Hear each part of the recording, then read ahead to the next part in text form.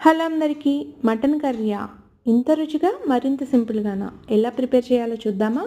ముందుగా కుక్కర్ గిన్నెలో dry roast చేసుకోవాలి. మసాలా దినుసులన్నిటిని చల్లారిన తర్వాత మిక్సీ జార్లో వేసుకుని అల్లం, వెల్లుల్లి, పచ్చిమిర్చి, టమాటా, జీడిపప్పు, ధనియాల పౌడర్ లేదా ధనియాలు వేసుకుని ఈ విధంగా మిక్సీ పెట్టుకొని పక్కన పెట్టుకోవాలి.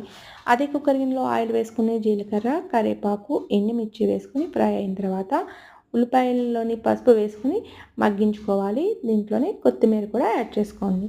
తర్వాత దీంట్లోని కడిగి శుభ్రం చేసుకున్న మటన్ వేసుకుని ఈ విధంగా వాటర్ రిలీజ్ అయ్యేంత వరకు కుక్ అయిన తర్వాత దీంట్లో ముందుగా పేస్ట్ చేసుకున్న మసాలా ముద్ద వేసుకుని ఆయిల్ అనేది సపరేట్ అయ్యి వాటర్ అనేది పూర్తిగా ఎగిరేంత వరకు కుక్ చేసుకోవాలి.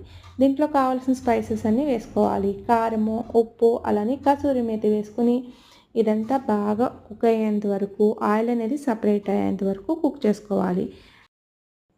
ఈ విధంగా ఆయిల్ సపరేట్ అయిన తర్వాత వాటర్ పోసుకొని మీడియం ఫ్లేమ్లో 5 విజిల్ రాణించుకుంటే చాలా సింపుల్గా రైస్లోకి ఎంతో రుచిగా ఉండే మటన్ కర్రీ అనేది ready.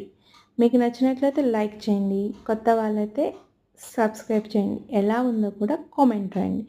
Thank you for watching.